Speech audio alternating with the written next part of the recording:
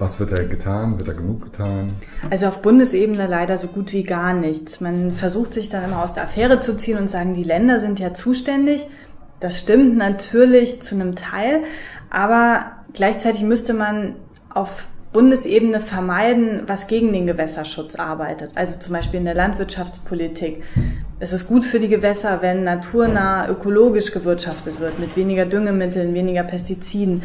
Und da gibt's von der Bundesregierung aus keine Strategie für den Gewässerschutz. Also zumindest keine, die ich als befriedigend empfinden würde und die ich klar erkennen kann. Faktisch könnte man aber natürlich eine ganze Menge machen.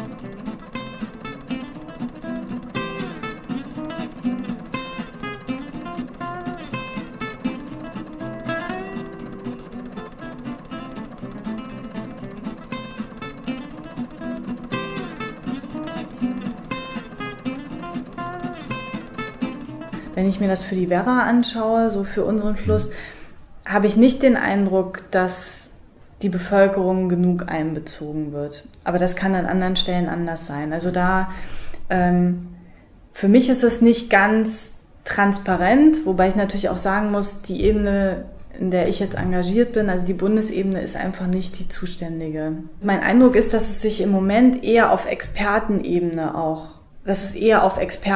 stattfindet und eben nicht so eine breite Bürgerbewegung oder sowas für saubere Flüsse ist. Ich glaube, es ist wichtig, dass die Politiker, die jetzt nicht im Umweltausschuss sitzen, ohnehin vielleicht mit Ökothemen zu tun haben, dass die merken, dass den Bürgern das wichtig ist. Wie es umgesetzt wird, das hängt echt am Engagement der Menschen. Da gibt es so eine Art Generationswechsel in der Verwaltung. Also da gibt es die 50 plus, die noch immer sehr vorsichtig sind und die irgendwie noch an einer formalen Beteiligung hängen, also nicht mehr als im Planfeststellungsverfahren wirklich notwendig ist. Und dann gibt es die Leute unserer Generation, die sagen, nee, Demokratie ist anders, Demokratie ist viel offener und partizipativer, lasst uns rausgehen. Also an der Panke ist eine völlig andere Community als am Tegeler Fließ. Und das Tegeler Fließ ist wieder völlig anders als die Wuhle. Also Panke hat zum Beispiel total viele Menschen, die irgendwie interessiert sind. Die Wuhle hat, ich sag mal 50, das sind schon fast Freaks, so, und dann kommt eine Weile nix. Und dann kommen irgendwie Leute, die sagen, ja, ach, die Wuhle ist ja nett, ist ja ein schöner Radwanderweg dran, ne? Völlig anders.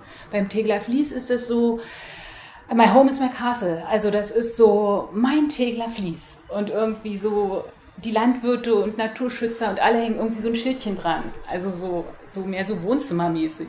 Es hat ganz viel mit Identifikation zu tun. So, Gewässer.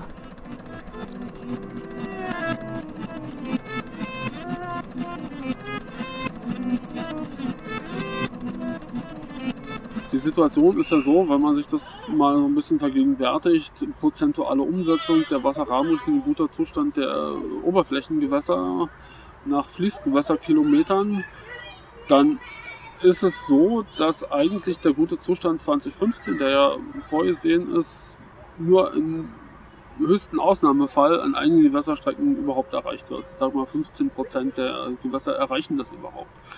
Das ist so ein bisschen schwierig, weil dadurch der Eindruck entsteht, dass überhaupt nichts gemacht wird, was aber so nicht stimmt. Das Problem ist einfach, dass das Ganze in mehrere Komponenten aufgeteilt ist, chemischer Zustand und Zustand der Wasserpflanzen, der Fische und so weiter. Und wenn einer der Komponenten oder ein chemischer Stoff da nicht im Limit ist, dann ist schon der gute Zustand nicht erreicht.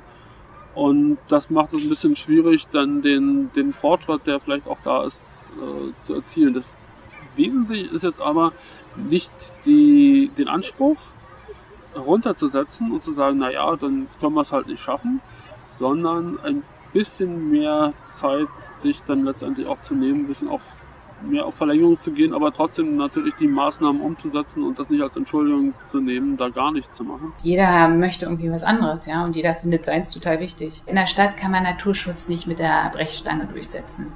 In der Stadt muss Naturschutz so sein, dass es den Menschen integriert und dass die Menschen irgendwie es gut finden. Sonst hat es keinen Sinn, sonst wird es nicht getragen.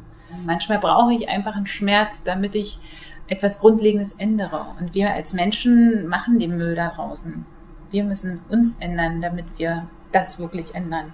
Ja, also es ist nicht irgendwie ein Schicksal, sondern das sind wir. Ich denke, es ist wichtig, ist jetzt dieses ganze Thema der Flüsse, der Gewässer, der Umwelt insgesamt nicht einfach nur den Spezialisten zu überlassen, wie ich vielleicht auch einer bin, die alles schon besser wissen, alles vielleicht schon mal besser gelesen haben und sich theoretisch schon ordentlich da mit beschäftigt haben, sondern wirklich auch selber hinzugehen und sich die Situation mal anzuschauen, herauszufinden, was dort gut läuft und was dort nicht gut läuft und den Dingen selbstständig auch mal nachzugehen. Ich glaube, es ist schon mal gut, dass man sich auf den Weg macht und von selber wird das nichts. Da müssen ganz viele Leute schlimm nerven, damit alle politisch Verantwortlichen sich bewegen. Aber die Grundidee und die Kriterien, die man sich gesteckt hat, sind total gut.